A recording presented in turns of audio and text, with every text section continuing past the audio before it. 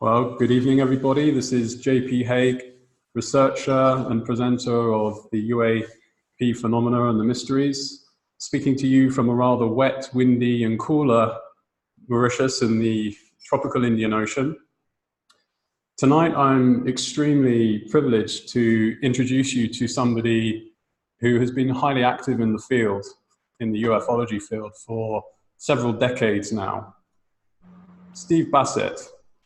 It's sincerely an honor to welcome you to this conversation. Steve hails from a military family and is a political activist and leading advocate for ending the 7-decade government-imposed truth embargo regarding visitations and interactions with the human race.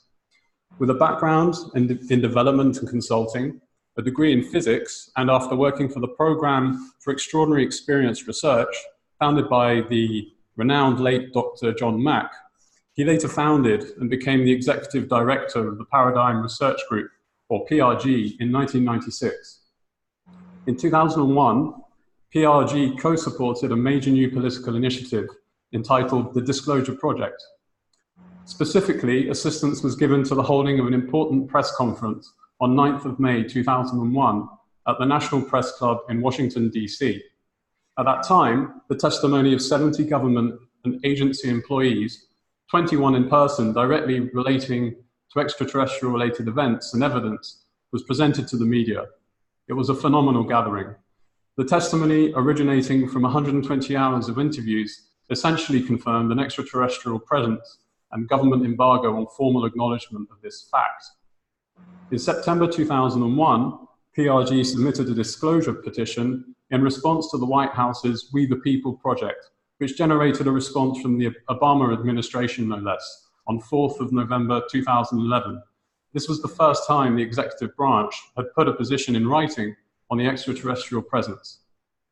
Following 10 years of initiative and preparation, in 2013, PRG produced the landmark and groundbreaking citizen hearing on disclosure at the National Press Club on Capitol Hill in Washington, D.C., which conducted a week-long hearing in Washington before former members of the House and the Senate. This event gathered 42 researchers and military, agency, and political witnesses from 10 countries who testified for 30 hours over 5 days before 6 former members of the US Congress regarding events and evidence confirming the extraterrestrial presence engaging the human race. The citizen hearing was filmed and webcast, and in my view, this event was and remains unmissable viewing in the UFO research field. On the 5th of November 2015, PRG launched a congressional hearing initiative seeking the first hearings on Capitol Hill in Washington, D.C. regarding the extraterrestrial presence issue since 1968. Steve has spoken to audiences around the world about the implications of formal disclosure of this presence by world governments. He's given over 1,000 radio and television interviews, and PRG's advocacy work has been extensively covered by both national and international media. It cannot be impressed enough that it is individuals such as Steve who are deeply changing human awareness and perception of the reality and far beyond. Steve, thanks so much for being here and welcome. It's my pleasure to be, and thanks for the introduction. Just want to make one minor suggestion, not suggestion, but caveat. That major event in 2001 was, I was a peripheral to it. Was, of course, Stephen Greer's project, the Disclosure Project. And I did help a little bit with getting that event out on May 9th, 2001. Other than that, nice introduction. You're welcome, Steve. You're an extremely humble and practical man, and you get straight to the point. And I think that's one of your assets and assist the work that you do. Now, I know you set up PRG in 1996. That's an incredible 23 years of activity in the political activism field. And you also have a degree in physics. I also note you have a military background. Your family has a military background. And my first question really is how did the UAP, or the unidentified aerial phenomena, pique your interest? How did it enter your earlier life and lead you to becoming the political lobbyist that you are today? And if I'm not mistaken, you are the only registered and active lobbyist in the field. I'm the only registered lobbyist still on this issue, but Chase Klotsky, I think, is about to get her registration. Right. For registration. So there'll be two of us here shortly. Yeah, nobody seems to want the job, maybe because there's no pay, salary of any kind. Yeah, set up in 1996 to pursue this issue, and the path there was very unusual. I can't really explain it, frankly, but other than pinball and the old pinball machines before which are now in the museums. Nobody wants to play those, but when I was a kid, boy, they were a big deal. You launch the ball and it bounces off of whatever, and eventually comes down and goes in a slot. But for me, I was a military brat, just a naval officer father kind of thing. Moved around all the time. No, you don't really keep friends. You don't have a sense of place. You get detached. The idea of home, it's like being a nomad almost, practically. I read science fiction. I started reading science fiction when I was young, and I took to it. It was much more fun than the stuff I was having to read in school, frankly. And that was the 50s, late 50s. I was thinking, this was considered one of the golden ages of science fiction. Heinlein, Asimov, so many. Absolutely. And that's where I connected to that.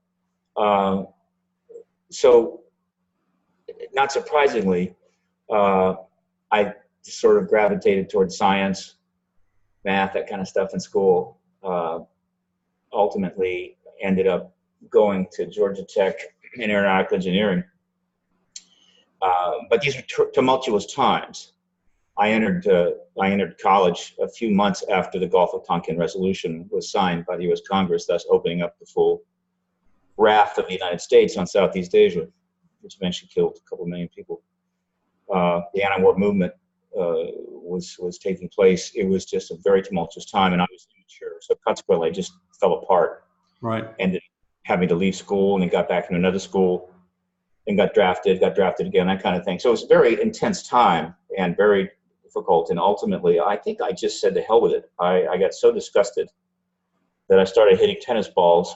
Actually, I started in college. I found that hitting tennis balls against a wall was a good way to block out everything else. And so I did that until I got pretty good at it. And then I started teaching it. And I was on my way to becoming a teaching tennis pro, clubs and all the usual stuff. But I knew that wasn't it. I knew that was not the way I wanted to use what I had, what gifts I had. So I moved on from there. Ultimately, I arrived at 1995 in California. I had a job as a consulting CEO in a company and stuff. But it was just awful, and I was in bad shape. And so I made a decision. I was going to make a radical move and just pick something, go in a direction that had meaning, and so it was like a midlife crisis, frankly. 1995, I can't recall. And I sort of put things in order, cleared everything out, and made the decision it would be the ET issue based on several things. One, I'd been aware of the ET presence since I was a teenager. I knew it was extraterrestrial. It was obvious. Any reasonable person who even paid attention to the articles being written would have concluded it extraterrestrial. Always wondered why the government didn't respond to that, didn't come out and do something, or we didn't learn more. I figured eventually we would. But I'd always known it. It was, for me, just a simple, straightforward matter. And I had read a number of books which caught my attention, but one of them was Mack's book, Abduction. That may have been the key factor. When Pulitzer Prize winner John Mack published Abduction, I think it was 92, or it might have been 94, I'm not sure, but no, it's 94, I think. I read it in 95, about summer of 95. And this was a milestone. This was a Pulitzer Prize winning Harvard-trained psychiatrist, doctor who was working with contactees. He had set up an organization to do that, program for extraordinary experience research. He was operating in Cambridge, near Cambridge Hospital, where he was officed.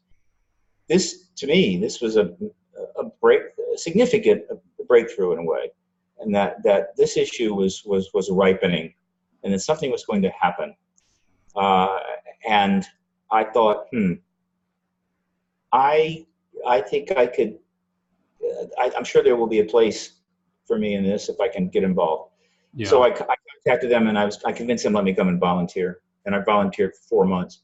While I was up there, ending up my volunteer stint in Cambridge. Again, this is Massachusetts. He came to me in the office one day. It was just one of those things.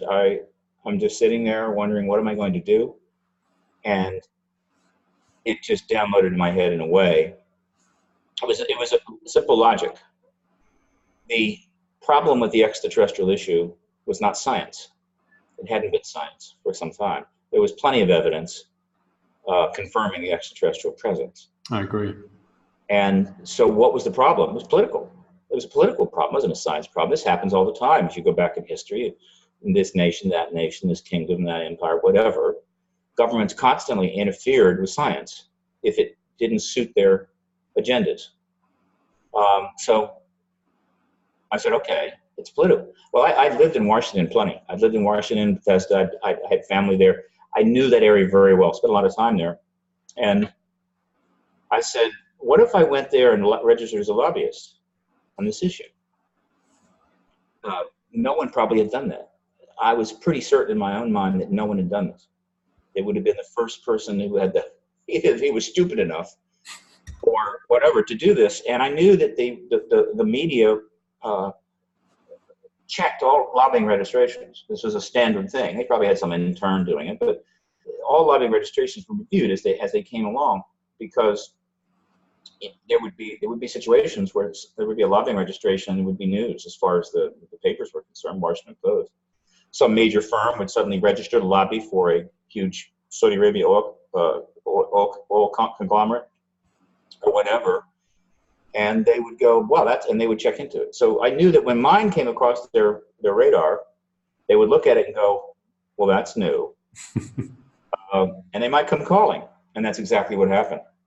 I set up PRG, registered lobbyist, started making some contacts, and the Washington Post came calling, and I got a very, very, very large front page, almost the entire page, covering of my work in the business section of the Post, which is practically the front page of the Post as far as the movers and shakers. So that was it. From there on, I had a fairly straightforward path. Exactly what it was going to be, I wasn't sure. So you didn't meet any resistance when you were making that application to the relevant regulator? No. Mm. It's a perfunctory thing. You just do it. Right. You register. The article wasn't that bad. The article was what I would call reasonable.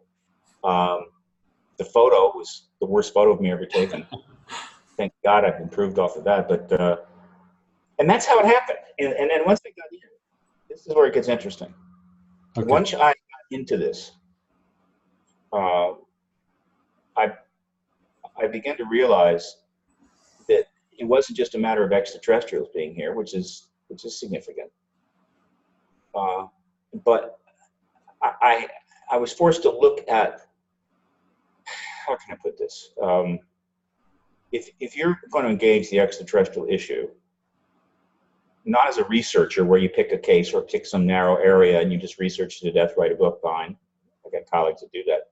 If you're going to address the exopolitical reality of it, the totality of it, you have to look at everything. You have to look from above. You have to get up 1,000 miles above the earth in a saucer looking down and assessing what's going on down there. Why would they engage us? Why is it happening now? All of that. And as I started to take this broader perspective, I began to see how dysfunctional the United States was. I knew it was bad, and I knew it had been in decline since 1964. So this would be like over 30 years by 1996, 97, 98. But I didn't realize how dysfunctional it was until I got into this issue. And then I began to realize that it was not just dysfunctional, it was, how can you put it, potentially fatally dysfunctional. And that the extraterrestrial issue very much could be its way out. The United States has backed itself into a corner in many, many ways. And for most of my lifetime, or at least since, most of my lifetime, going back 64 certainly, there was no door in that corner to get out. And slowly, reality in the world was closing in on it. And I realized that the door was hidden. It was the extraterrestrial issue. That if we could solve the political problem and get this announcement out, confirm what people inside many governments have known for all of these 70 years, that it was a world-changing paradigm shift of a magnitude capable of triggering a cascade of reforms. Yeah. Not only in the United States, but in other countries, as well as international relations. Yeah, it'd be a domino effect. And it could be the door out of that corner. And so at some point, it became way more than, gee, I'm going to help get the announcement of extraterrestrials. And the events of the last 23 years have absolutely confirmed that over and over again to me. So I'm a political activist, an exopolitical activist, a disclosure activist, a truth advocate. But I don't have, I work for a pretty small platform. I have almost no resources except supporters. I don't have connections to corporations or what have you. That's not surprising because this issue is extremely difficult to get funding for. Yeah. And yet you've made a deep cut and impact. And, you know, I think history will look back very kindly on you despite the difficulties, the struggles, and perhaps even naivety. I think, you know, if you're starting out all that time back, trying to open that door to information is so nice stuff that you're going to see on the I'm looking for, I'm concerned about what I got to do now, meaning forward, but I'll let history decide that stuff, but I'll be dead. It won't matter. I think you've got a bit of life left in you. Hopefully. I hope to go. We need you. Yeah. Steve, I was going to ask you, it's, I'm not sure how often you get asked this, probably quite a lot. I wanted to know whether you have personally seen a UFO or been approached by any unusual appearing individuals or men in black. Have you been threatened or had any pressure brought down upon you? Has anything unusual happened during the path that you followed? This is notable. I can't assess it much, what it means, but I've had nothing. I've never had a sighting. I've certainly have not had contact with ETs. I've not been harassed, threatened. I think my phone was tapped, and I think my phone over the years has been tapped on, off and on. I don't care. I operate completely. A badge of honor. One could look at it that way. And there was one instance where I think I had a bit of a proof of that, but it didn't matter. But no. And you would think that someone that was kind of in my role doing what I was doing, I might very likely be a target. But I haven't been. And the reasons for that, I can only speculate. I may learn them one day. We shall see. I mean, you may have met, let's say, people from elsewhere. There are so many prominent individuals, including authors, that have met them and claim to have met people that could literally read their minds in New York City itself. I'm thinking, again, one of my personal heroes is Timothy Good. I think he's had about 3 or 4 separate encounters. It may be that you weren't even aware. It can be very simple. Yeah, I'm aware of Tim Good. I'm aware of his encounters. People, other people have had more unusual experiences, men in black, that type of thing. There have been harassment. There has been, I think, instances where there has been government intervention, you might say, in the work and lives of some of the people in this field over the years. So I think it would be foolish to think that's not the case. Yeah. But it hasn't happened to me. And I look forward to finding out one day. But I'm happy about that. Yeah, and so far so good. Since I intend, assuming I get some funding together, I intend to get back to Washington in very early August, I think, very late July,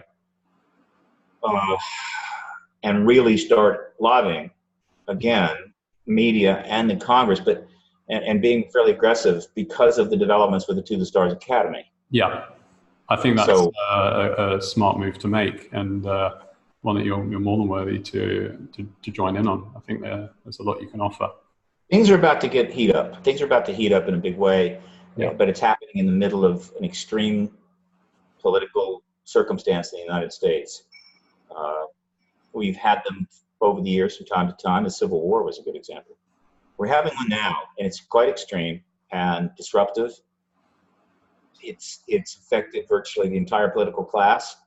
It's consuming the journalistic class, and so it's very difficult to know what to do, how to maneuver in the middle of this constitutional hurricane crisis that we're in. So, yeah, that's I very much sense that Pandora's box has been opened, and you've been instrumental into that. I just wanted to go a little bit back into time. You were very modest about your involvement with the groundbreaking disclosure project in 2001 and the citizens' hearing in 2013. I remember, I was living in the UK at the time, tuning into that, and it was literally, I had to pinch myself to see that this was actually happening, and it was done in such a professional and coherent way with such credible witnesses. And I think that again, history will look back at that as a crucial moment in time. How did that come about for you? And what was your involvement from the very start, and how did it progress? Up until at the time that it happened, it was the most important event, I believe, in the history of the disclosure movement. I agree. It is a project that I thought I was thinking about in 2001, and the idea was compelling, but it was going to be expensive.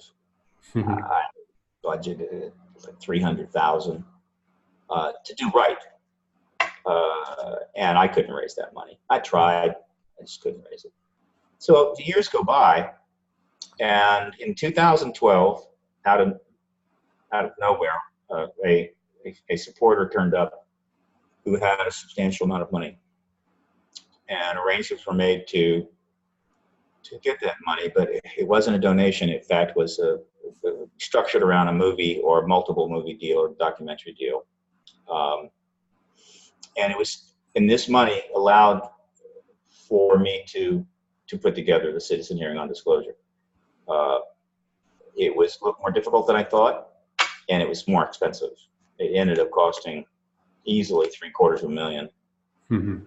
It was said and done. Everyone was broke, including me, but we got it done.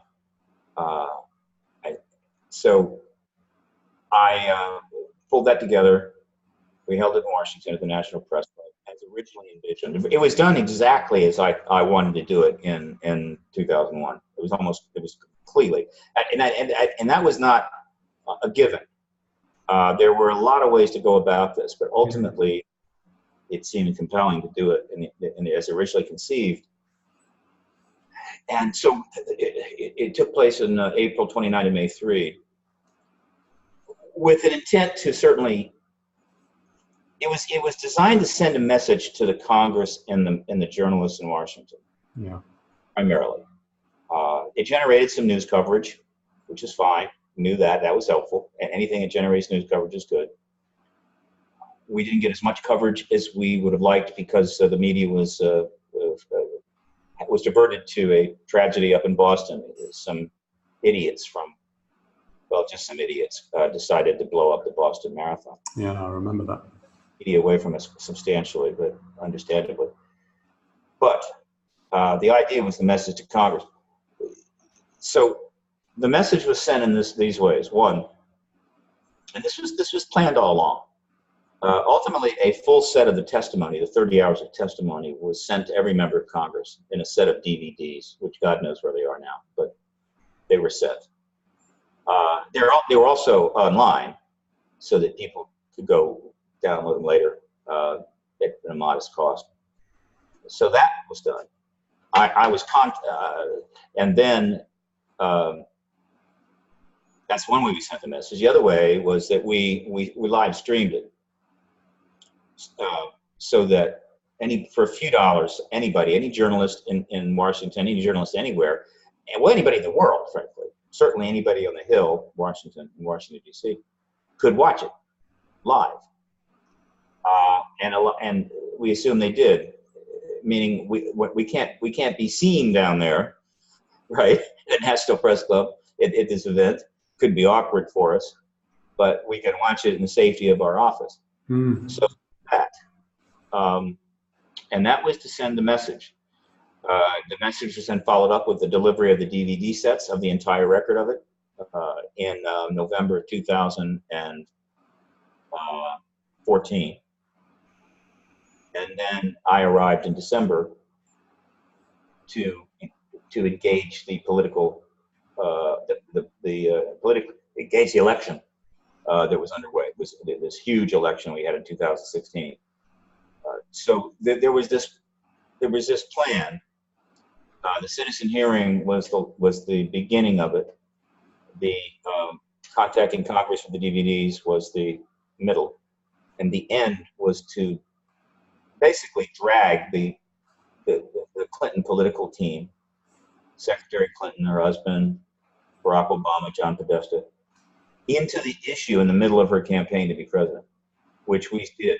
I succeeded in getting that done. 400 articles were published. There were a lot of reporters putting pressure on them. Ultimately, they had to make limited statements about the extraterrestrial issue on different occasions in the middle of the campaign, which generated even more media. Their goal in that election was to get the White House to be the first woman president in American history, which would have been a huge accolade. And then she was going to disclose. She was going to go to the Pentagon and force disclosure and get the legacy that was denied her husband in 93, 96, when he attempted to get the information under the, how would you say, being pushed forward by Lawrence Rockefeller, a major contributor to the Democrats, and was denied, as Jimmy Carter was, as eventually Barack Obama was. There was they basically said, "You're just a president, go away." Yeah, you don't need to know. Legacy. And so we were on our way to disclosure. And all the work, years of work, were about to bear fruit. And all of it literally evaporated in minutes. Do you think she would have succeeded, Steve? Yes. If she had won, she was going to disclose the extraterrestrial presence. And she wasn't going to wait around. And when Trump won the election, it all went away. It all blew up completely. But then something else turned up. Which is now commanding the center stage. And that's the To the Stars Academy of Arts and Science. Yeah. Yeah, I just quickly should explain, because we have a lot of Francophone followers here in the Southern Indian Ocean. The To the Stars Academy, and I guess I tie into that the Unidentified Inside America's UFO Investigation series, which has recently come out on the History Channel. The platform to this series was coordinated through a UFO researcher and famous musician from the band Blink-182, Tom DeLonge. And I think it was in 2016, he announced the To the Stars Academy, and then basically set it up with his own funds, with the assistance and guidance of, let's say, multiple benefactors from the intelligence community and the military community. And he was basically used to gather a team of former military and intelligence insiders who features in the Unidentified series. And the series is led by a gentleman named Luis Elizondo, who's a former US counterintelligence officer, who is said to have formerly run the Advanced Aerospace Threat Identification Program, or AATIP, for a period of 8 years from 2009. And the value of that project in dollars was about 22 million, which sounds a lot, but is probably small change in the overall architecture of what's actually happening. Luis Elizondo says that he resigned and left in protest because the Pentagon weren't following up on the information that his team were producing.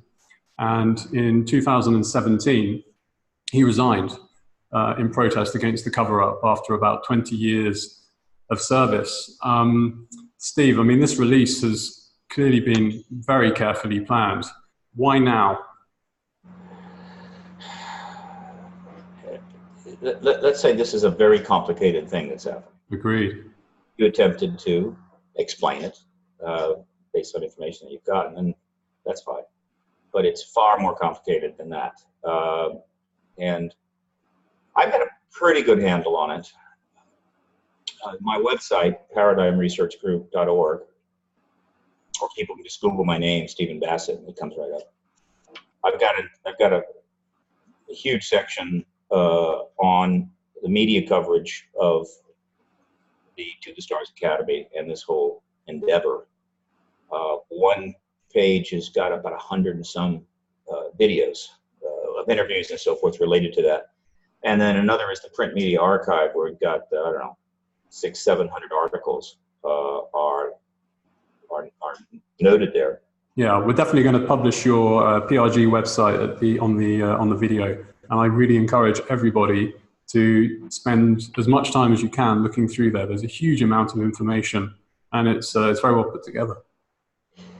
And then, of course, the To the Stars Academy has its own website, which you can just Google To the Stars UFO, or To the Stars Academy, comes right up. People that want to know if you're in the middle of the Indian Ocean and you want to know what's going on with this, or at least be able to follow the major developments, then you've got to get completely up to speed on the To the Stars Academy, what it's doing, what the coverage has been, what it's said.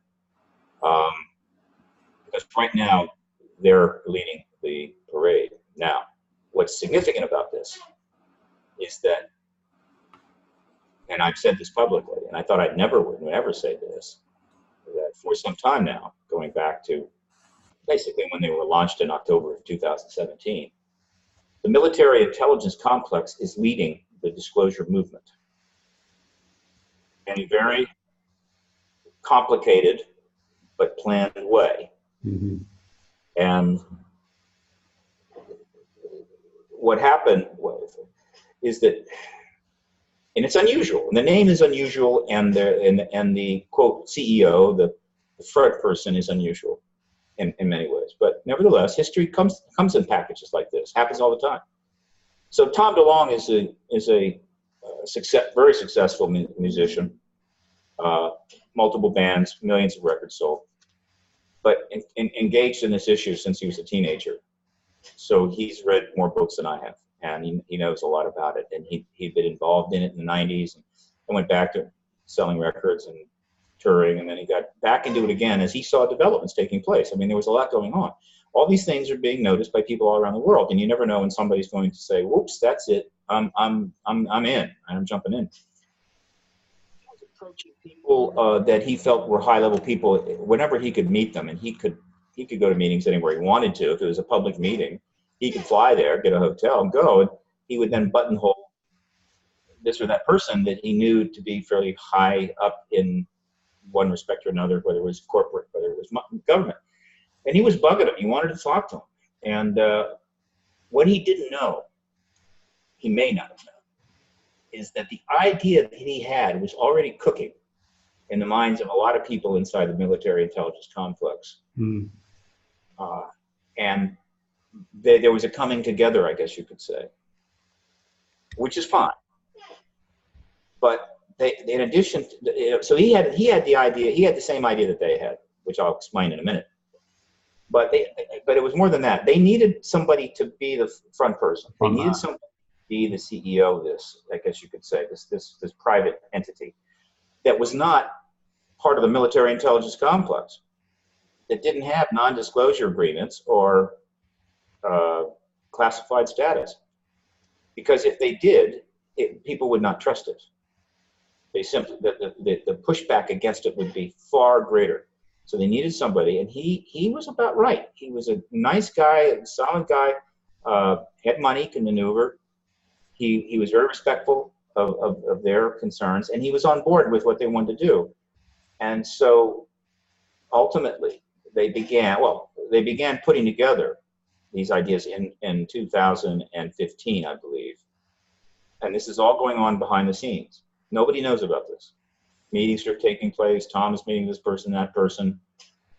And they put together a plan. Tom finally went public and admitted something was coming in March of 2016 when he interviewed with George Knapp on Coast to Coast. I think it was the 27th, but it's easy to find. But he didn't say exactly what it was, but he hinted about it, and that's when I learned about it. And I quickly figured out, in my view, what was going on, and was happy that it was, and looking forward to this event, I guess you could say, the launch of his project. But it didn't happen. And it didn't happen because of the Trump election. Why? My assessment is this, and I'm public about this, and they know I'm public about this, and while we don't have any correspondence between my own PRG and a TTS AAS, that's not surprising. If doing what they're doing, they do not want to be in contact with me. That would be a mistake. But so, and if I'm wrong about this, I'm happy to be corrected. You know, if I am corrected, I will certainly adjust accordingly. But to me, fascinating story here, which, if true, will be truly fascinating, is that, and here I'm being a little bit self-centered, but when these things like the citizen hearing on disclosure happen, when press conferences are held at the National Press Club, whether it be the nuclear tampering stuff in 2010, the foreign military people who are brought in by Fox and James Fox and Leslie Kean in 2007, they're all noted, and the articles that appear.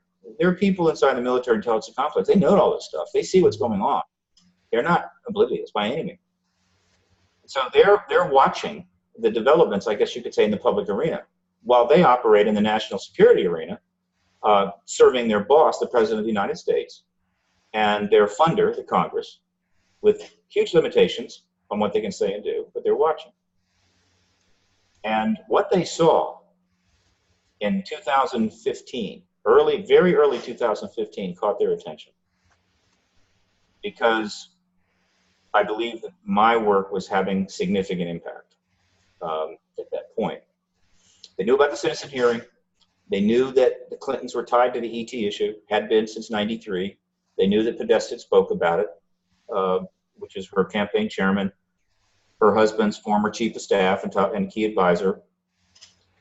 And they knew that I had delivered the CHD, or the Citizen Hearing on Disclosure files, the video record, to the entire Congress, which had testimony in there 3 hours about the Clinton ET connection.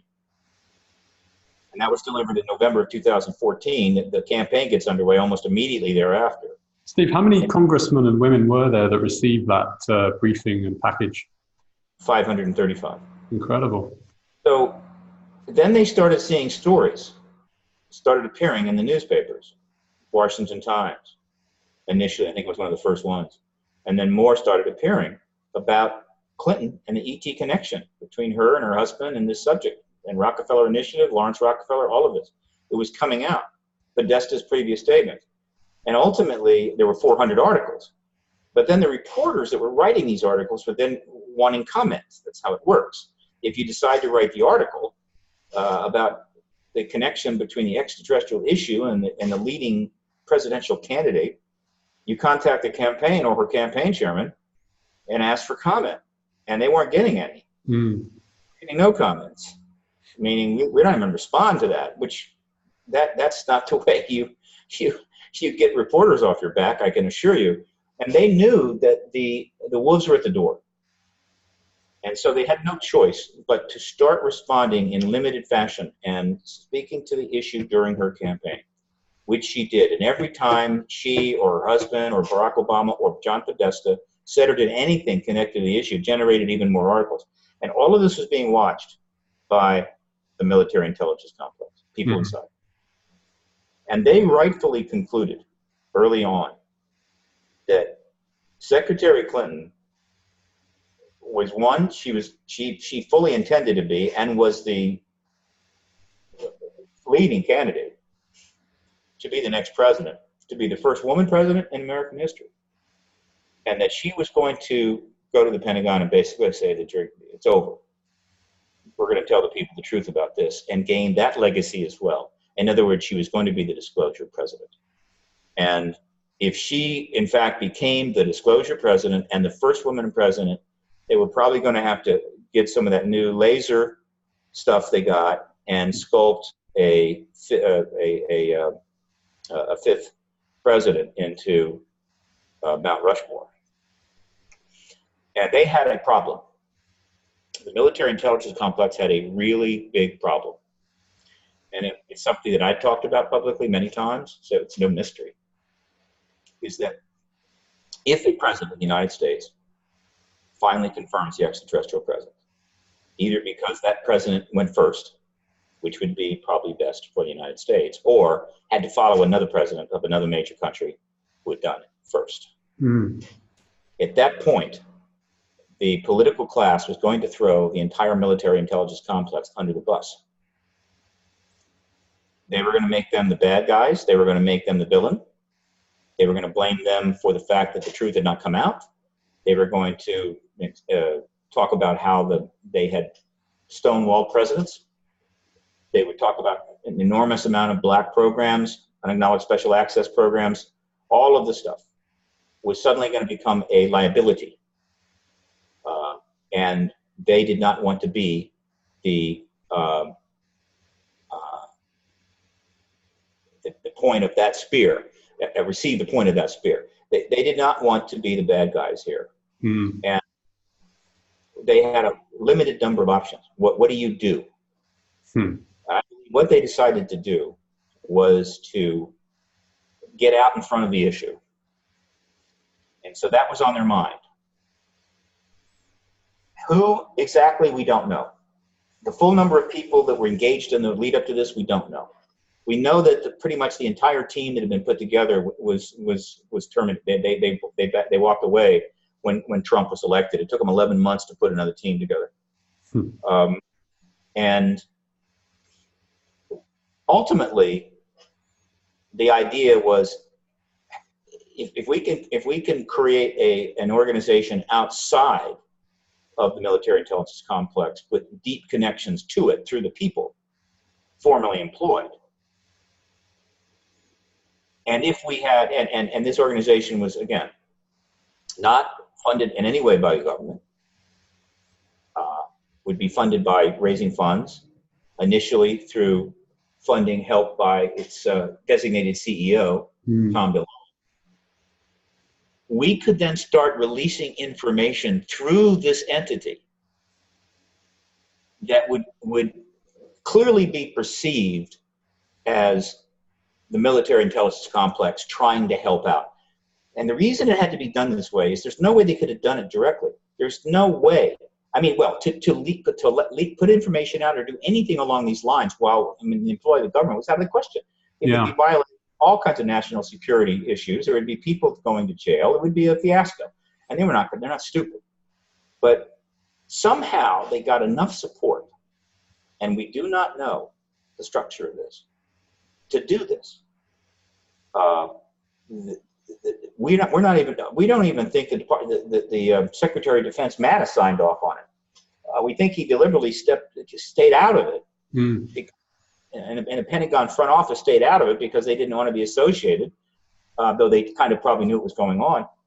And so they launched the organization with a very soft name, comfortable name, To the Stars Academy of Arts and Science. It just reminds you of the Motion Picture Academy of Arts and Science. Right?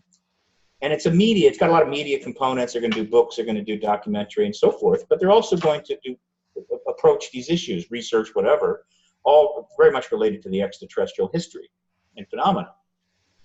And Tom DeLonge, the musician, very easygoing and likable fellow, is the CEO.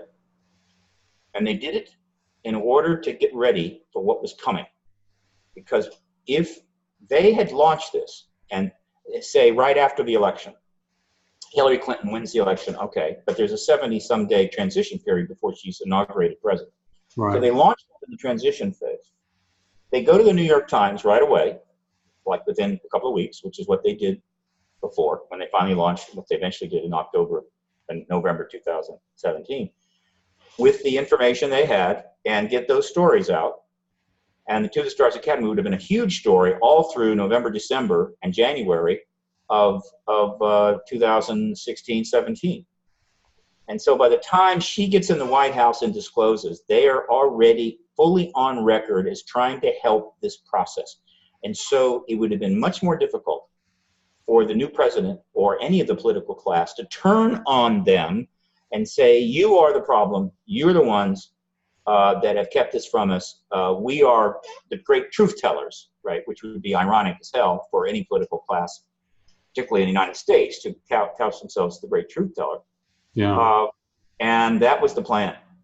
And when she lost the election, the plan blew up. Yeah, I think it really reveals how the balance of power and there's been a sea of change.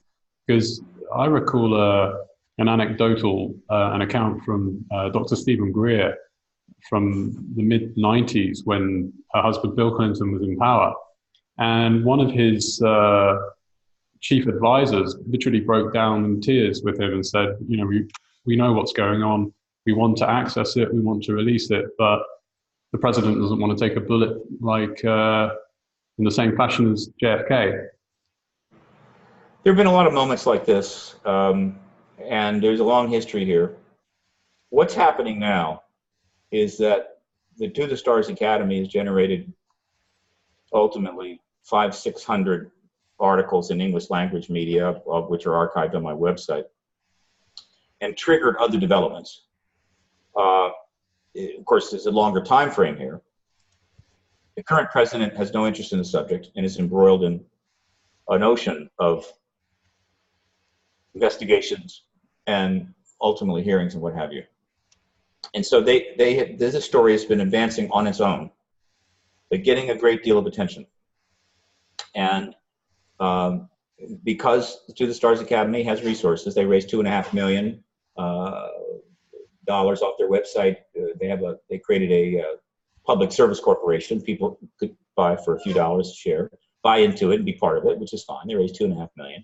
So they've generated a lot of press, but also brilliantly, they cut a deal with History Channel to follow them around for quite a while. Exactly. And then create a series called Unidentified, which now brings a lot of what was going on, what the plan was, to the general public in a big way, very powerful way. They've also triggered a number of witnesses to come forward. They had witnesses early on, one of the pilots of the Nimitz case, involved in the Nimitz case and so forth. And as that has come out, other people are feeling more comfortable and they're coming forward. So we're facing what could eventually be an avalanche of witnesses stepping up, pilots. There are thousands of pilots that have seen things. Yeah. And so that's putting pressure. And then, not surprisingly, a document leak recently occurred in which some notes taken by Professor Eric Davis, going back to an event of 1997, mm-hmm. where Edgar Mitchell, Dr. Stephen Greer, and Commander Will Miller approached Admiral Thomas Wilson at the Pentagon about the secret programs and wanted to know if he could look in to see if, in fact, there were these USAPs, unidentified special unacknowledged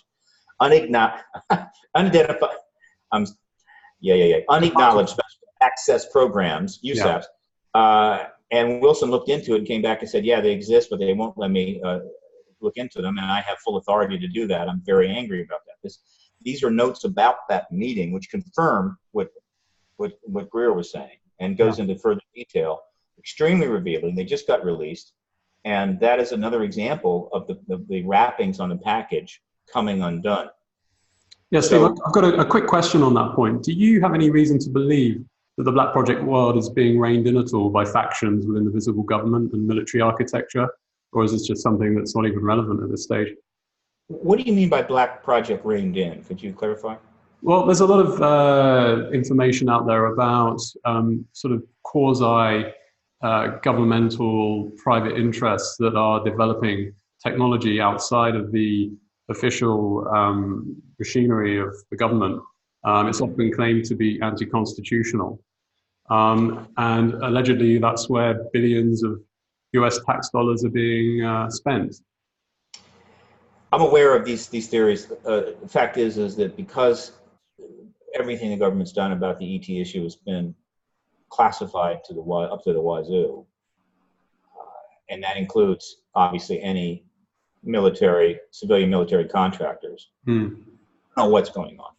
We don't know where the money's going. We don't know what they're doing. All we can do is speculate, though it's an informed speculation. Unfortunately. And so I invested in a lot of this collateral speculation. I focus pretty much on the fundamentals, meaning they know about the extraterrestrials and they won't tell us. Sure. Which is basic. So this situation is now way more complicated than I ever thought it would be. And we have this disclosure, small d disclosure thread, which starts really with Tom DeLonge's interview with George Knapp in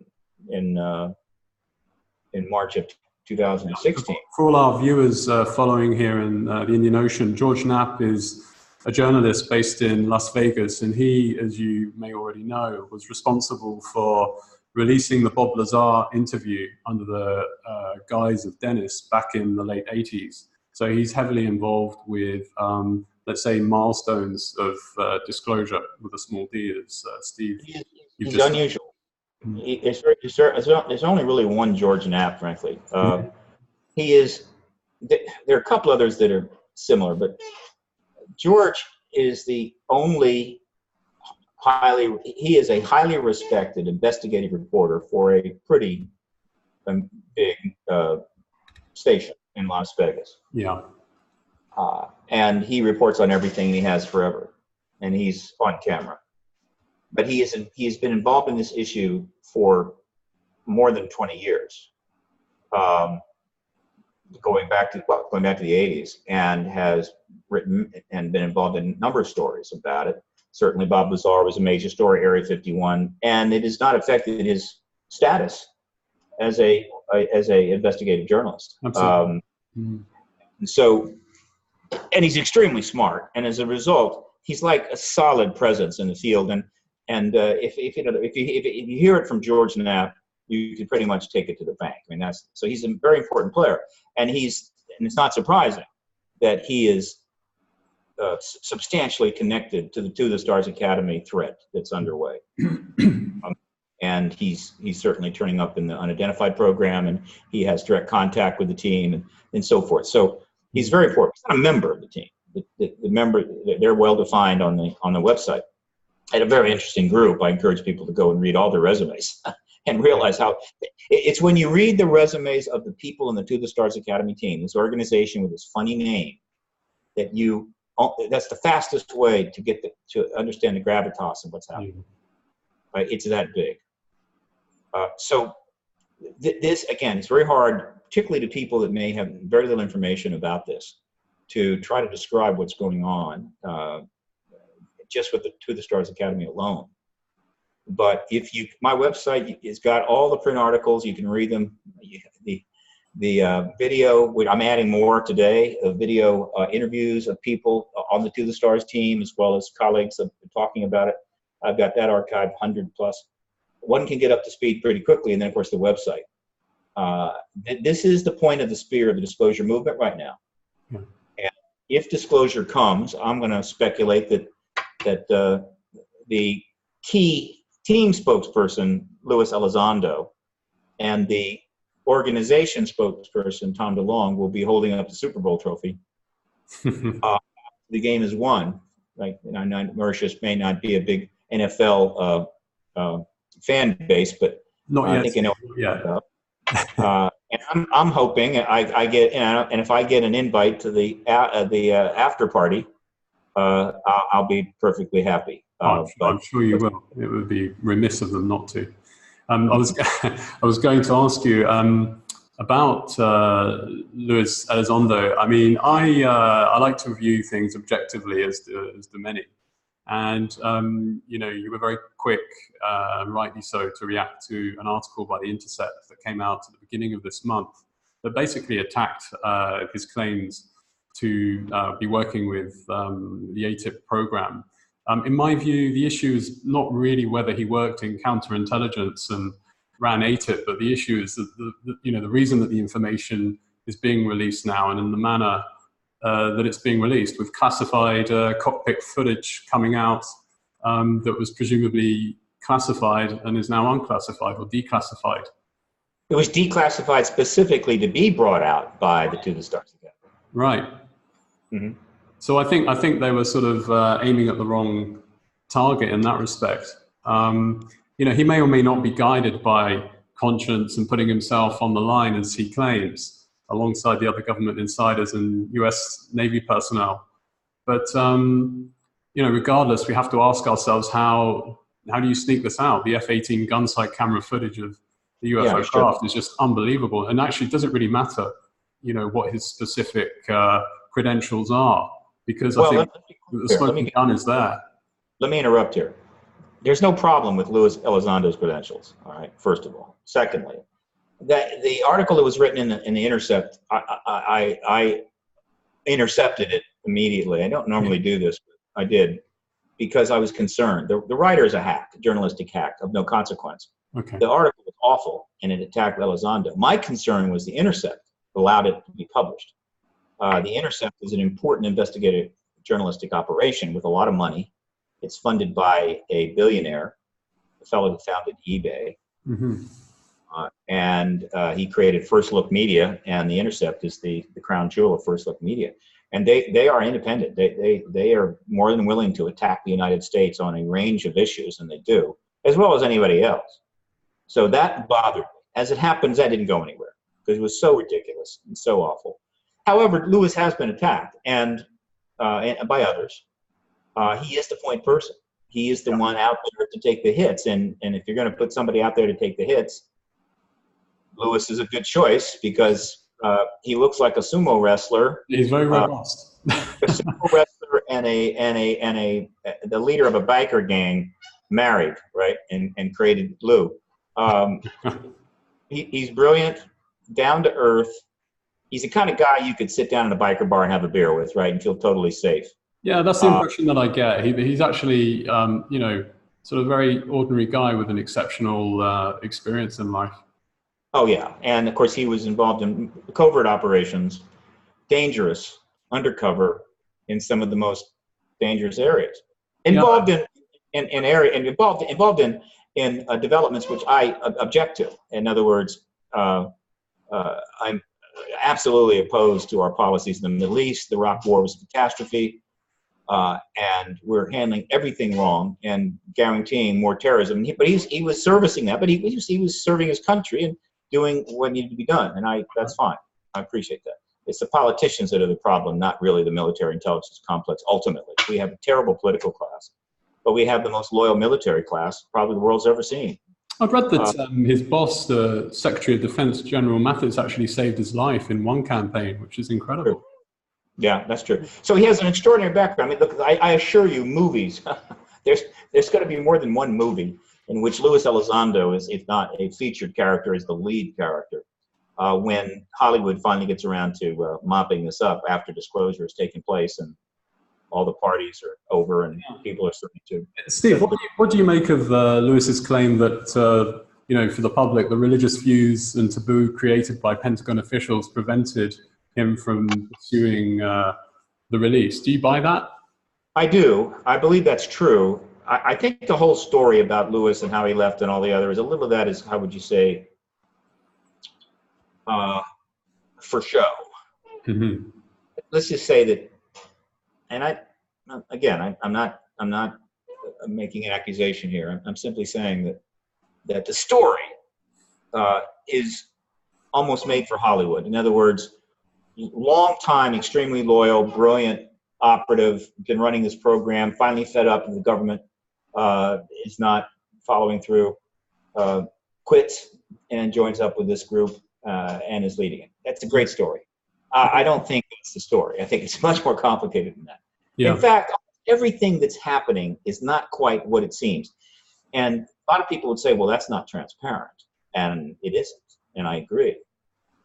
but it's probably unavoidable for the military intelligence complex to make this particular maneuver, which ultimately may bring an end to the truth embargo after 70 years, 70 plus years. The idea that they would just, write a couple of memos, give a press conference? No. This is very tricky. And so as a result, they're having to maneuver through the gauntlet in the best they can. And as a result, things are not quite what they seem. Right. There are a number of examples. Probably the most important example of what's going on right now, which is starting to get some heat, starting to take some heat. And that is that the word threat has been part of this project from the beginning. The program that was set up in the Pentagon under the insistence of the Senate Majority Leader Harry Reid, that was eventually called the Advanced Aerospace Threat Identification Program, AATIP, that Luis Elizondo ran from like 2009 to 2012, right. And then sort of serviced, even though it was no longer a funded program, he was still servicing that up until the point that he leaves to join the To the Stars Academy. The threat's right in the name, and that's to be expected. If they're going to set up a program, they didn't want to, and that's something else. All right, let's again, in terms of things not being what they seem, the world logically assumed that it turns out that the Pentagon or the military intelligence complex, I'm going to call them the MIC, just to shorten that, MIC, actually studied extraterrestrial thing for a while. That's a story. No, the Pentagon didn't want to do that program. They wanted nothing to do with that program. Of course, yeah.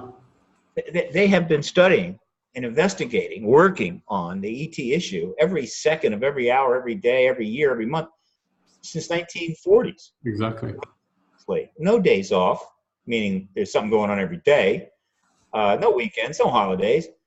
For 70 years. In the deep black, in a fully classified world, the most classified part of our military intelligence complex, period. I mean, let me tell you, get down there, you literally have to go underground, because a lot of it's underground.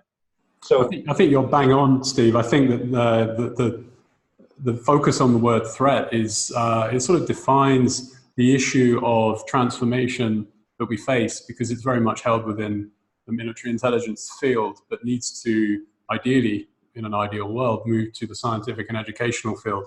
I mean, presumably, they don't really know entirely what the real, threat is, if there is one. And, we could be talking about multiple different species, an ecosystem, a little like the human race. Maybe there's a balance to be found somewhere in there. Well, no, yeah, that's a good point. But let me continue, because this is actually very important. As the project went forward, the word threat would come up. It was coming up a lot. And then in the unidentified program on History Channel, it's coming up all the time. What's going on here? And people are concerned because there is a legitimate fear that the military intelligence complex ultimately will default to its base raison d'etre, which is defend the United States against all enemies, domestic and foreign, including going to war.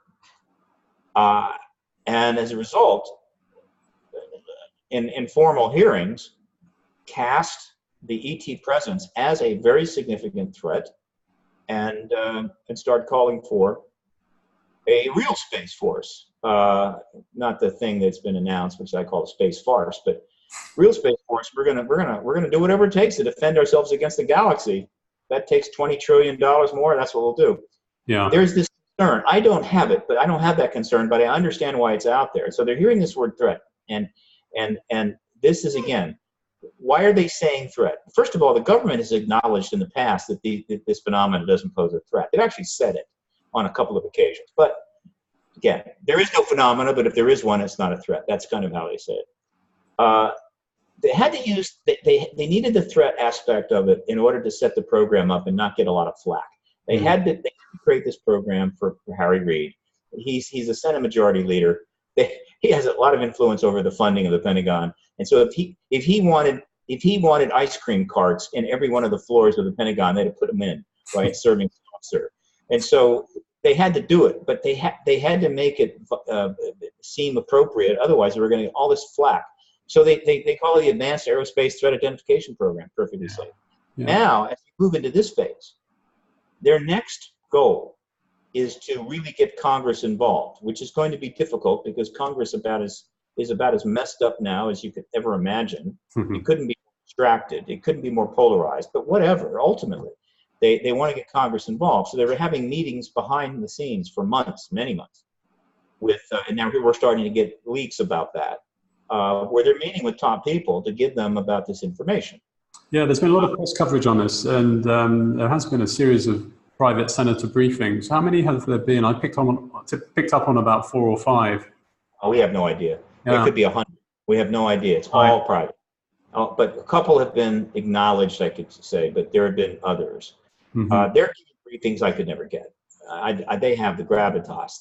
It's just another world. I'm just a citizen activist. I represent the public's interest, not the military intelligence complex interest. And so they're giving these meetings. And threat is there, and the reason is that is the key basis. That's the key cover for the members of our Congress who are. It's one of the most cowardly, dysfunctional groups in the collective. There are some really great people there, but in the collective, we've seen in my lifetime. But it gives them the cover to engage this issue because clearly that is a legitimate concern. Yeah. And so let's have hearings on it. They're not going to want to be having hearings on how we're going to welcome the ETs when they finally go public and what kind of party we're going to throw for them. No, it has to be threat. So they're using this, I believe, to get the Congress involved. The test of this particular approach will be when the actual hearings take place and what they say at the hearings, which will be publicized, I assure you, worldwide with probably some of the largest audiences any hearings in the United States Congress have ever had. Steve, tell me, sorry to interrupt, the Nimitz 2004 and the bell-shaped UFO in 2015, do you think that we're seeing experimental aircraft produced by men, or do you think that they're ET in origin, or do you think it's a mixture of both? No, these are extraterrestrial craft. Absolutely. And again, this is another thing. Things are not what they seem. You know, people that don't understand, that haven't followed the field, they don't know, they don't have the information to assess this stuff, and it's tough. And that's the government's fault. They kept us in the dark on this for what, 7 decades. There is gun camera footage of these craft in the vaults of every major country in the world. I bet. It's accumulating by the thousands since the 1940s. And what do I mean by that? The reason we refer to the term gun camera footage is that what is done is that a gun camera mount of the plane is converted into a camera.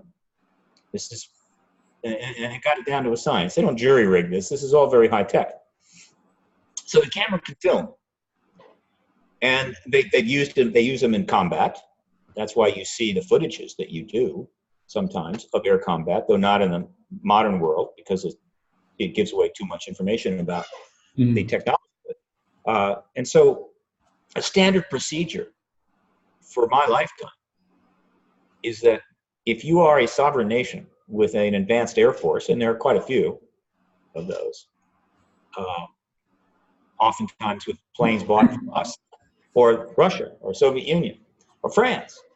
But if you are a sovereign nation and you have an intervention in your airspace, if you have an unidentified craft in your airspace, you investigate it. You go and see it. And if necessary, you force it to land. And if necessary, you shoot it down. That has been the standard procedure for a long time. And anyone that doesn't get that, just go rent a plane and fly around the Capitol or something, right? Watch what happens. And so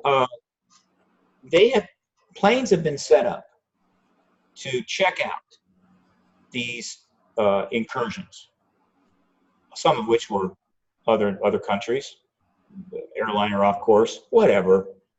But obviously a lot of them were the ET craft. And they filmed it. They would film these intercepts. And those films with the gun cameras, and those films would be taken back. They would be removed from the plane, and they would be vaulted immediately. I don't know how many thousands are out there, but they're out there and never been released.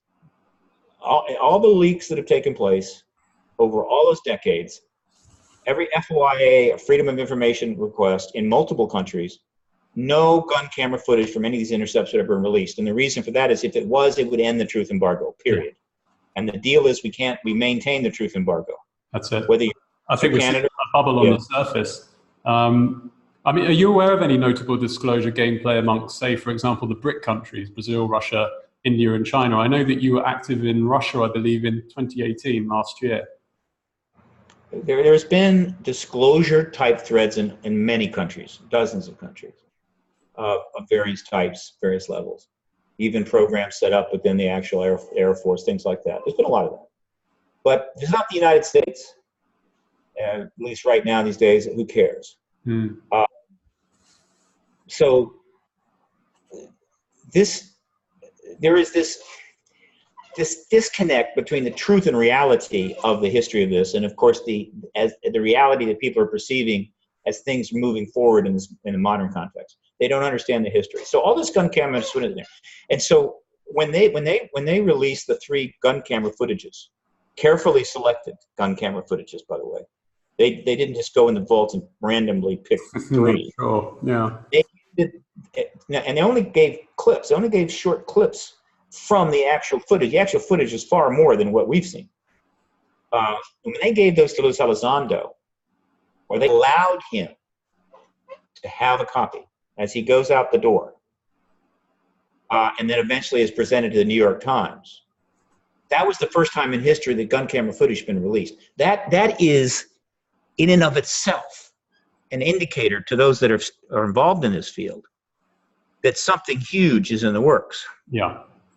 Because that gun camera footage has already generated huge amounts of articles, been seen by hundreds, probably a couple 100 million people around the world. One of them is the key to the Nimitz case, which has been the focus. It's a very significant case. And the others have to do with the Roosevelt case in 2015. Yes. These happen to deal with nuclear carriers, which gets into the nuclear tampering stuff. Yeah, to just fill in our viewers who may not have seen the footage, I hope they have. The aspects that are presented are quite incredible. We're looking at objects that are, they have no means of propulsion or lift. There are no wings, there's no engine or heat signature. It's patently anti-gravity technology. The acceleration is phenomenal. In one case, there was an object at 30,000 feet that then descended to sea level within a split second. And I think there was a submarine crew nearby, but they won't talk about it. I mean, the G-forces would crush a human being. These objects are traveling up to 30 times the speed of sound at 3,700 miles per hour. It's absolutely mind-blowing. Understatement. Yeah, of course. Again, if it wasn't with the truth embargo, everyone would immediately see the obvious. But they are non-human controlled craft. Whether or not there's ETs inside, who knows? We have drones, they probably have drones. But now, we have anti-gravitic technology, I believe. I believe we've re-engineered it in our own fashion. Yeah, I agree. We may be flying repaired ET crash vehicles. That's a trickier one. I have doubts about that. But we have studied those crash vehicles with an intensity that we will only learn about when the vault doors are opened and we get the truth of this in greater detail. But the top scientists that they could access within their realm were used to, they engaged these craft. And I believe we have our own craft. Now, are the ones that are being seen by in the gun camera footage of the planes from the Roosevelt and from the Nimitz, ours or theirs? There's a remote possibility it's ours, but it's very remote. Yeah, it's highly exotic. One of the characteristics, these things could do things I think even our re-engineered can't do. Yeah. And it's 80,000 feet instantly down to and stopping instantly in front above the ocean. If you can imagine that. And the idea that they would be operating experimental craft, or rather, human-created, U.S.-created anti-gravitic craft in such a way as to be in the space of our carrier groups is insanity. And so, no, these are almost certainly 99.9% ET. And that is another example, again, of, I'm trying to just paint a picture. There's so much more to this than people are seeing, and they don't have the knowledge to be able to interpret what's happening. Yeah, I tend to agree with you. People have seen exactly the same thing here off the west coast of Mauritius, including a relative of mine. And it defies conventional explanation. I don't think the military would put on an astounding display for the tourists and the local residents on the west coast just for the fun of it. Yeah. In fact, that brings up some other ideas I have about the things aren't just what they seem. For instance, when you watch the unidentified program, if you watch the interviews that they've given to various media, you can see that they're operating under very strict rules of engagement. Mm-hmm. Everybody in the team, Luis Elizondo, of course, being first and foremost, and the rules of engagements are these. All right, we're going to let you keep doing this, meaning the MIC is going to let them keep doing this. If they, one, do not certainly release classified information, that would be a killer. They can't break the non-disclosure agreements. And they can't say extraterrestrial. They can't say alien. They can't say it's extraterrestrials. Yeah, that's right. It's not mentioned once. Right. They can't go across that line. They can walk up to that line, but they can't cross it. And of course, every time they walk up to the line, it becomes increasingly obvious, I think, to most viewers, exactly what they mean. But they can't really say what they mean. I'm confident that every member of the team is 100% aware there's an extraterrestrial presence. I'm sure every member of the team is 100% aware the government has been studying the phenomena in the deepest black areas programs for 70 years. But they can't say that. There's a lot of things they can't say, but they're doing the best they can. Right? And a perfect example of this is that episode, I think this is episode 4 of Unidentified, might be 3, is they focus on an aspect of the Nimitz encounter which is significant in that the Princeton, which is the support cruiser that handled all the protection, not the high-tech protection of the carrier group, was tracking these things, and there were scores of it. There were just many of these craft, and they're tracking them, and they seem to then go off the radar right around Guadalupe Island, which is 25 miles off the shore, Baja, exactly. And they want to look into that, and so. They did a show, and Luis Elizondo gets on with a friend and gets on a cabin cruiser, and they sail out 25 hours. It took them to get to Guadalupe, and the reason they had to take a boat instead of a helicopter is that Guadalupe is a special preserve of Mexico, and no American is allowed to set foot on it. So they couldn't take a helicopter, so they had to take a motorboat, drive it 25 hours, and then meet with islanders. On the craft, they could not go ashore. Kind of fun. So anyway, and they're talking about, well, is there an anomaly there? Is there a reason why they would come? And they actually talked to people that were tracking sharks, and they think there's a magnetic anomaly that allows certain animals like sharks to locate it. Whatever. No, what it was really about was that is Guadalupe Island a base? In other words, the idea of ET bases around the world, that's something they cannot talk about. That's clearly off their, they cannot do that. Yeah. They can't even say a word. But of course, that is exactly what they were looking into, to the extent they could, and they couldn't do much. Is that one of the bases? These ET craft, of which you're seen all over the world and have been for decades, a lot of people forget, where are they hanging out? Did they just float around in the solar system or something and come down? Right. Are there ET bases? Yeah, of course there are. And can the government do anything about it? No, it can't. Not a thing. Try, I suppose. Yeah. And so this is Guadalupe Island. There are many other areas where this is suspected, and Mauritius may be one of them. I believe it is. I mean, I've witnesses that have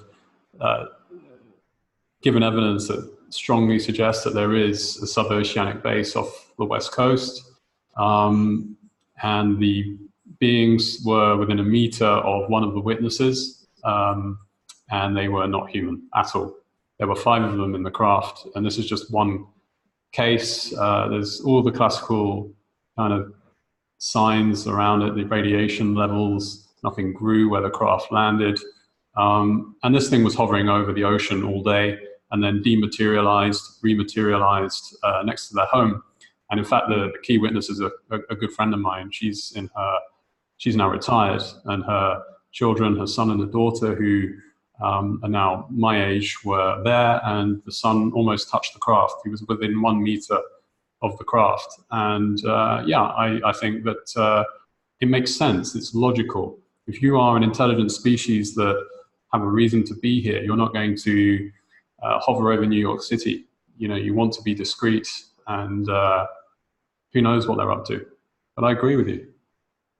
Yeah, if you can imagine what would be more difficult for humans to interfere with than a sub-oceanic base. In other words, it's not only just under the water, it's under the seabed. Exactly. So this would be pretty straightforward. And one of the most important things that To the Stars Academy has done in the Unidentified series is that they legitimize the fact that these craft can operate underwater. I mean, we've known that for a long time, the people that are studying the issue. The general public, much less so. The government won't acknowledge it. But yes, they can operate underwater and at decent speed. And they've confirmed, in other words, that was a focus of one of the Unidentified shows. They actually announced that there had been radar signals picked up by one of our nuclear subs, showing speeds of 70 knots and above and so forth. So they legitimized the whole underwater thing, which is important, because legitimizing the underwater thing makes it much easier to accept the fact that there are underwater bases. Yeah. There's also the possibility they're in mountains, and there have been reports of these craft going into mountains, literally going right through the rock. We can't rule that out. Again, if you can go inside a mountain deep, pretty tough for humans to give you a hard time. Yeah. So there could be bases like that, but undersea, yeah. It makes total sense. Yeah, and both have been seen here. It's you're spot on. So they can. This is technology. It's not magic. It's not interdimensional. It's just good tech. The fact that they can go underwater is obviously not particularly profound. The fact that they can create a base under the ocean, well, you have to have the ability to carve out some space. We do it now, right? We've carved out some rather extraordinary spaces in the Western United States. God knows how many square feet of underground facilities there are, but I imagine it would be a number that would probably floor most journalists when they find out the actual number. They'll be absolutely stunned. Their jaws will hit the floor. So the ETs can do the same. And that's a big deal in terms of the public getting comfortable with this. Post-disclosure, the world's people are going to learn a lot of things that are going to make them uncomfortable. Well, what's new? Every day I turn on the news and something makes me uncomfortable. It's a very uncomfortable world. And so just a little bit more of that. And the bases are going to be one of them. How many? How many craft? How deep, how wide is this engagement? That's going to be something they're going to learn. People are going to say, oh boy, I had no idea. It's as big as it is. But one thing about it, however big it is, there is a considerable amount of discretion being conducted by these ETs. They are seen, sometimes deliberately. And we have plenty of reports. I agree. But I suspect the total amount of activity is vastly greater than the amount of the observable activity, which is a good thing, because it means that they're not being too flagrant. Too much flagrance would possibly indicate a certain disregard for our autonomy. This is a very important post-disclosure concept. What is the status of humans' autonomy as a species, as the leading or the most developed species of a biosphere? What is the autonomy of the planet as a whole? What is and what will happen to national autonomies after disclosure? These are some of the more interesting aspects of what's coming. Yeah. Once we get this this announcement out the door, and that's when the fun begins. Agreed. Yeah. These are constructs that we value and revere, and that seem so important to us in this mode of awareness that we have. But I wonder how many of these, let's call them visitors, have the same concepts as us, whether they pay to feed themselves and shelter themselves and so forth. I mean, I agree. I think it will turn everything upside down, which is another. I don't think we have to worry about them having to be able to cover their rent. Again, they're operating on a different platform. Exactly. I don't think. Well, I don't need to go there. But when you get into post-disclosure stuff, that's when things get really interesting. I'm just trying to stay alive to be part of it. The lead up is somewhat boring now. There's a presence. The government won't acknowledge it. Years go by, decades go by. The government won't acknowledge it, and you're trying to get that acknowledgement out the door. I was going to ask you actually on this point. Do you think that, given what's building and happened so far, do you think there's going to be a feature on this in the forthcoming presidential candidate debate, or do you think they'll just remain silent? Let me put it this way. Again, when dealing with this issue, it's not, there's no manual, there's no real precedent for dealing with this issue, in my view, politically. As you may recall, as I mentioned, and people, your listeners, viewers can see, hundreds of articles were written about the Clinton connection to the ET issue during her campaign for president. She spoke about it. It was all over the place. But it didn't come up in the debates. She didn't win the election, and now we recycle.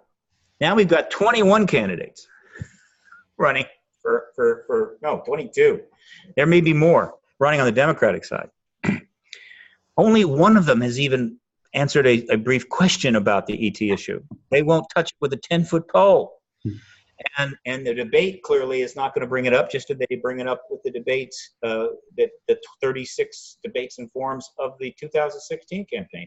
Not a single question was asked about something that was in the news. It was in the New York Times, Washington Post. Yeah, I mean, for a long time, the statistics have supported the fact that the general public are overwhelmingly in the belief that extraterrestrials exist and that they visit. It's up to 90% that there's ET somewhere in the universe, life elsewhere in the universe, but right. Are they here is still hovering in the 40s. But the inability of the political media to engage this issue is really phenomenal, startling. You have to drag them kicking and screaming into it, but they have engaged it. But when you get to the high end, like the political campaigns and so forth, it's like every single one of them is afraid that could hurt their career. Mm-hmm. And the truth is that you can understand it because almost all the television news jockeys now are multimillionaires. They're all making $1, $2, $5, even as much as $11, $12 million a year to quote, tell us the news. And then they get to moderate the debates, and they're the ones that formulate the questions.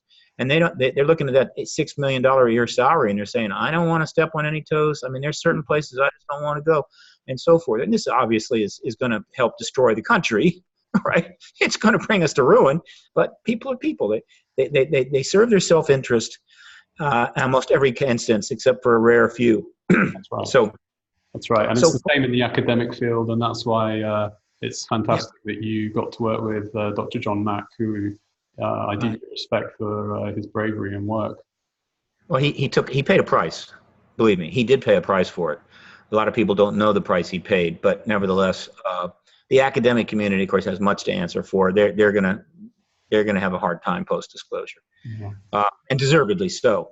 Yeah. So this is a glimpse for your viewers of some rapidly unfolding developments connected to the ET presence and the disclosure, capital D, movement, intended to get from some head of state here sooner than later a formal acknowledgement, which will be accompanied by evidence that is in their files, that's in their control.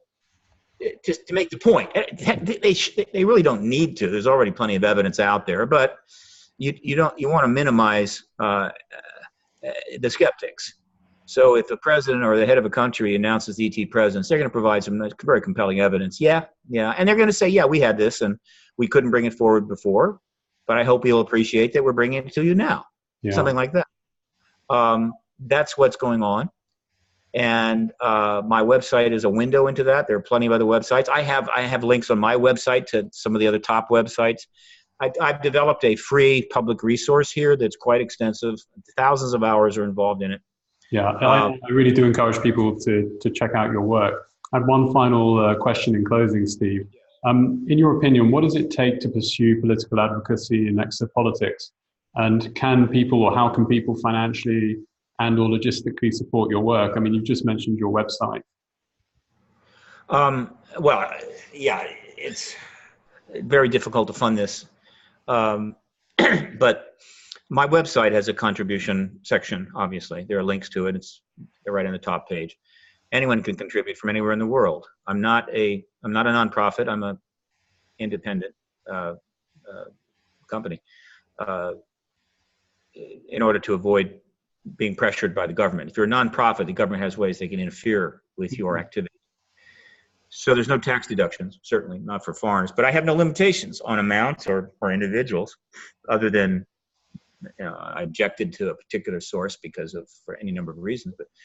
And that's a contribution. Right now, what I need very much is, because of all the developments that have taken place, I need to get back to Washington. I'm in California now. I need to get back and set up in Washington to get directly involved in the lobbying process, as well as the media. I have connections there, and I can generate stories. But as the populist, as the public's representative, and this is a non-trivial matter. All the lobbying, whether they're registered or not, and they may have registered. I wouldn't be surprised if the To the Stars Academy is registered as a lobbyist group, but all of that is basically representing the military intelligence complex. These are individuals from the MIC, allowed to do what they're doing by the MIC, who are serving that public relations function in the sense that, like, we're trying to get out ahead of this issue. We're not the bad guys. I get it. And they're lobbying, I think, in service to the interest of the military intelligence community, which has legitimate interest, I assure you, in this process, and certainly the post-disclosure world. Who's lobbying for the public? Well, right now, nobody. That's my job. And Susan Klotsky is going to join me as a registered lobbyist. And she's a populist as well. But they have a couple of $1 million in crowdfunding, and DeLong is a multimillionaire. I don't have anything. And so I have to have support. And the principal support I get is in housing. In other words, wherever I'm at, I've got supporters that give me living space, and I operate from that space. I don't have that support in Washington. It's not there right now. I've tried. It just isn't there. And so if I get a living space support that allows me to set up, I can kind of function, and I'll go back. Right. Without that, I've got to have a sponsor of about $30,000 for a year sponsorship of $30,000 in order for me to set up shop in Washington again. Without that, and without the living space, I can't go back. I'm not going to live on the street and lobby Congress. It's ridiculous. So that's my principal need, is I need a sponsor of about $30,000 to get back to Washington and start lobbying on behalf of the American people, and by extension, the world's people. Yes, I agree. And if anybody is able to help, then please get in touch with Steve. Yeah, disclosure by the United States ultimately is disclosure to everybody worldwide very quickly, or by another nation. It all will eventually be global disclosure. And I'm not aware of what kind of lobbying efforts are underway in other nations, whether it be Canada or UK, France. I think I would be aware if it was happening, but that doesn't mean it isn't. But in terms of totally transparent, out front, in the open, political engagement of a government, I believe I've pretty much been the guy for 20-some years. Yeah. And I need to take it to the next level. So that's where things are at. I really appreciate your time. I once spent... I'm thanking you, Steve. I mean, you know, one of the first protagonists I came across over a decade ago when I personally started to research and actually experience. And I think, without sounding trite, I think the world has a lot of gratitude to direct to you, and you need the support. You deserve the support. I think you're going to do it. I really do. Your dedication is just second to none. And as you say, there's nobody else doing this. You could have pursued a career in science or consulting in business, but you've chosen to do something altruistic because it's a passion and it's something you see as the right thing to do. And this is one of the reasons that I'm doing what I'm doing. I'm a lawyer by trade, but this is something that has fascinated and become a part of my life. So I completely understand what's driving this, and it's certainly not financial. Thank you. No, I'm a political activist. My role models are the great political activists of the 20th century, whose names are pretty much well known to everybody. And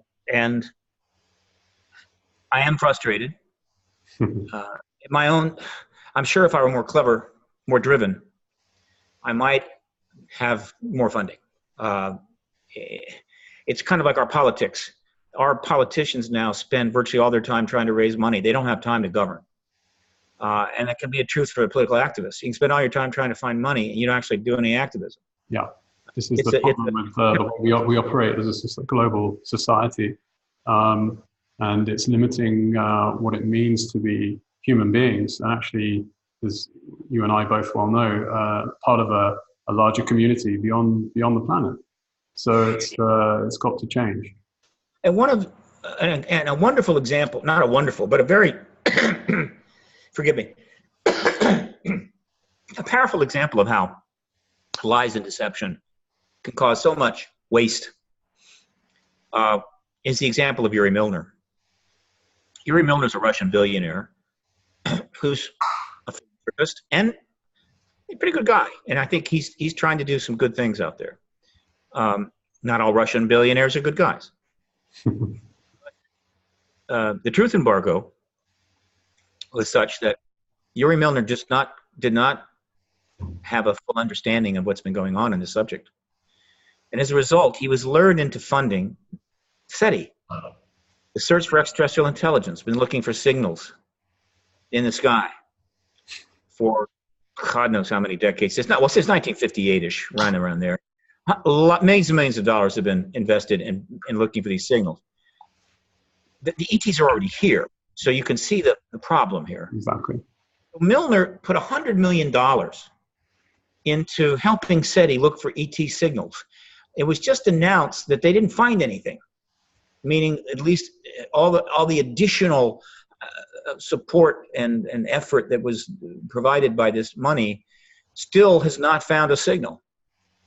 The money was thrown down the drain. That money was utterly wasted. If Mr. Milner had access to the proper information, he would have known that the ETs are already here, and what is needed is funding to get the truth out and enter the post-disclosure world.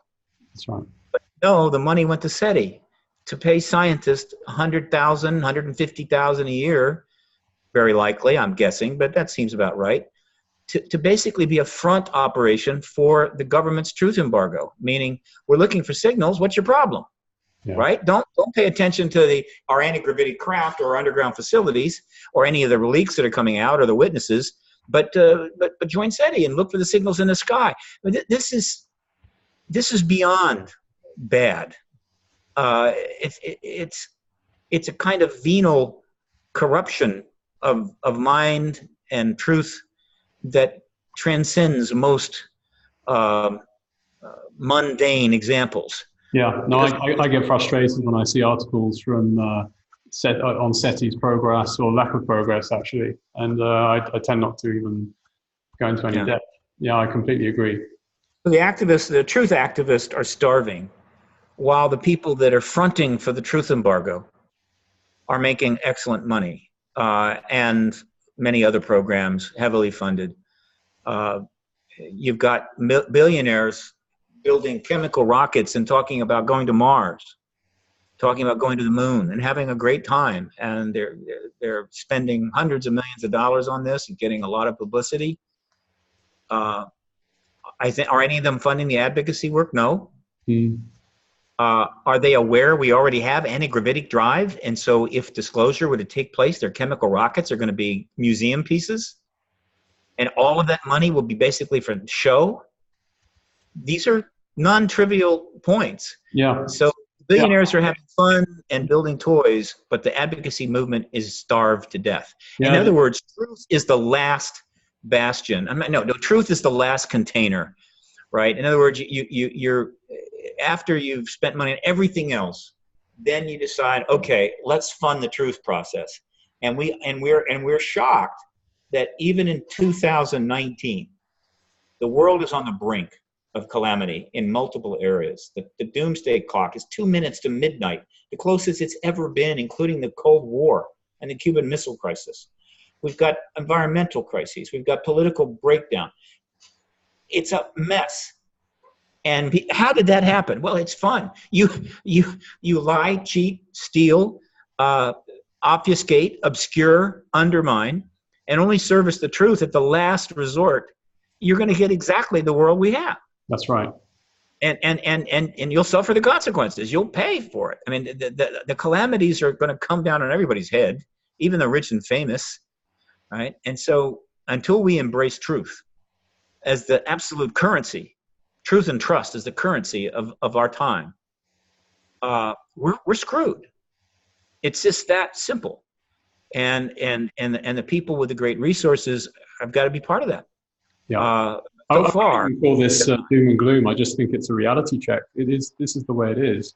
It is a reality check. It is true. The conclusion I reached on the space tourism point, the only real benefit I can think of is that these tourists are taking photos of UAP up in space and bringing it back, and then it becomes publicized. But apart from that, so what? We have evidence mounting now. It's emerging forward. Things are moving forward, and we're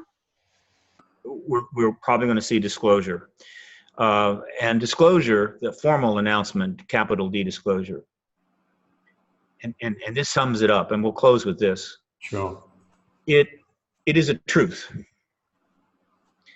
But a truth of such magnitude, it's difficult to even put one's mind around it. But a truth it is. And when that particular truth is finally confirmed, assuming they don't try to play with it, meaning twist it and make it a false statement, which would be a cataclysmic mistake, which I don't think even our current leaders are that stupid. But when that truth is revealed, I believe it is going to trigger a truth process, a truth river, I guess you could say, where truth becomes shoved to the front of the line and becomes a key component of all activism and fundamental reforms. And in other words, don't replace one lying system with another lying system. Don't replace one corrupt system with another corrupt system and call it reform, but rather use the truth to actually reform something with meaningful outcomes. I call it the great age of reform, the greatest reform age in human history. I think it's going to trigger that.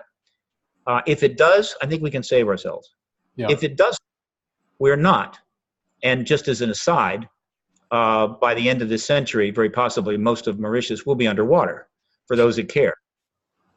So because the climate thing, the whole warming thing, yeah, it's actually happening. And those that are saying it are part of the anti-science, anti-intellectual, completely lobotomized, propagandized segment of the population who are suffering from the lack of truth in their life, in their mind. The lies have overtaken them. I get it. And there are beaches that are receding here. It's a fact. The oceans don't care about your politics or your worldview or which politician you idolize. They will rise and fall as they damn well please, and rise they will. Yeah. And that's, and not only that, but more polluted they will be. More damage will be done. This century can end incredibly badly or very, very well. And I believe the turning point is disclosure. Yeah. And if some of those billionaires building their rockets and having their fun were to actually say, let's support the truth process. Let's do what Lawrence Rockefeller was attempting to do when he engaged the Clinton administration in '93. Unfortunately, he began to develop dementia and ultimately died, and was not able to throw the kind of resources he could have into it. But no one then took his place. But there are those that are trying to make an effort. Robert Bigelow certainly is making a contribution, so I don't want to forget him. He is a billionaire, and he is, in fact, on our side. And in fact, he even told the world that extraterrestrials are here on 60 Minutes in May of 2017.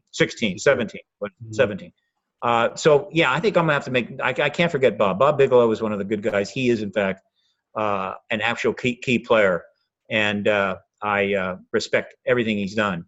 But many of the other most powerful players simply refuse to defend or support the truth process in order to just have fun. This is a mistake. And I hope that they'll see the light here soon enough, but they may not until after disclosure, in which case they'll be right at the front of the line with great truths and great money to contribute and all that after we finally get the prize. Not wanting to contribute to getting there, but simply enjoying the aftermath. I don't know how people can live that way. I can't. Never will. So I appreciate your time. One day I shall visit Mauritius. I have a feeling.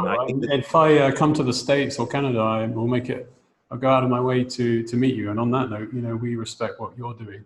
And I believe it's the words of the Buddha who said that 3 things cannot be hidden for long, and that's the sun, the moon, and the truth. Well said, sir. Very well said. Thank you. It's really great to be part of your program, and again, enjoy your life in paradise. Thanks, Steve. Well, I hope to have you back on again, and keep us updated. And as I said, you're a major player in this truth movement, and it's not going away. And neither are you. So thanks so much for your time, Steve. Thank you. You're welcome. God bless. All right. Until next time. Until Bye. next time.